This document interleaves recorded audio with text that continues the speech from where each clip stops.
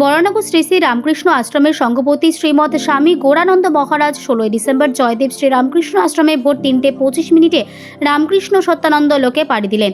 মহাপ্রয়াণকালে বয়স হয়েছিল 101 বছর। খবর পেয়ে ছুটে যান দুবরাজপুর শ্রী শ্রী রামকৃষ্ণ আশ্রমের শীর্ষসেবক স্বামী সত্যশিবানন্দ মহারাজ, বরানগর শ্রী শ্রী রামকৃষ্ণ আশ্রমের সহসভাপতি স্বামী সত্যপ্রকাশানন্দ মহারাজ, বরানগর শ্রী শ্রী রামকৃষ্ণ আশ্রমের সাধারণ সম্পাদক স্বামী সায়তমানন্দ মহারাজ, দুবরাজপুর পৌরসভার পৌরপ্রধান পীয়ূষ পাণ্ডে। সেখানে উপস্থিত ছিলেন সর্বক্ষণের সেবক স্বামী মাধবানন্দ মহারাজ। আজ জয়দেব আশ্রমে দুপুর 2টা পর্যন্ত মহারাজের দেহ শায়িত রাখা হয় শ্রদ্ধা নিবেদন করার জন্য।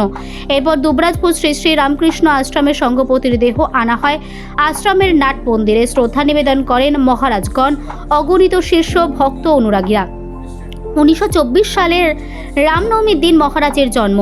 মাত্র 12 বছর বয়সে সিউড়িতে তিনি ঠাকুর সত্যানন্দ দেবের সংস্পর্শে আসেন। সেখানেই বড় হওয়া এবং সন্ন্যাস ধর্ম গ্রহণ করা। মহারাজের ইচ্ছে মতো জয়দেব মহাশ্মশানে তার শেষকৃত্য সম্পন্ন হয়।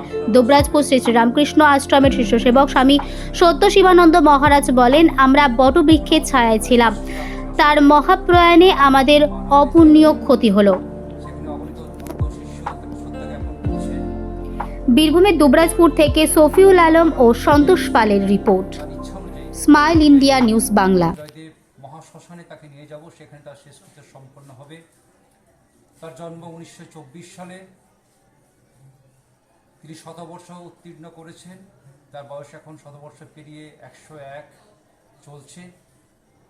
1924 সালের রামনবমীর পুণ্যতিথিতে তার আবির্ভাব হয়েছিল এবং তার বয়স যখন 12 বছর বয়স, তখন তিনি সিউড়ি শ্রী রামকৃষ্ণ আশ্রমে সঙ্ঘগুরু শ্রী ঠাকুর সত্যনারায়ণদেবের সংস্পর্শে আসেন এবং আর বাড়ি ফিরে যাননি।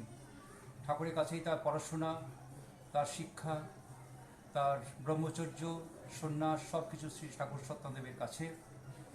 এরপর তিনি আমাদের যে আশ্রমগুলি আছে, প্রত্যেকটি আশ্রমে ঠাকুর নির্দেশ মতো তিনি মঠের দায়িত্ব পালন করেছেন নিষ্ঠার সঙ্গে এবং 1956 সাল থেকে আজ পর্যন্ত জয়দেব শ্রী রামকৃষ্ণ আশ্রমের তিনি দায়িত্ব পালন করেছেন।